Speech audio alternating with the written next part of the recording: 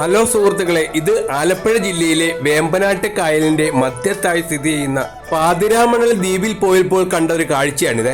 അവിടെ ഇടതൂർന്ന് നിൽക്കുന്ന വനത്തിലെ ഒരു വള്ളിയാണ് ഈ കാണുന്നത്. പല തരത്തിലുള്ള വൃക്ഷങ്ങളാൽ സമൃദ്ധമാണ് ഈ പാതിരാമണൽ ദ്വീപ്. അങ്ങനെ കണ്ടതിൽ കൗതുകമുണർത്തുന്ന ഒരു വള്ളി വൃക്ഷമാണ് നമ്മളിപ്പോൾ കാണുന്നത്. ഈ പാതിരാമണൽ ദ്വീപിന്റെ പൂർണ്ണമായ വീഡിയോയുമായി ഞാൻ നിങ്ങളുടെ മുന്നിൽ എത്തുന്നതായിരിക്കും.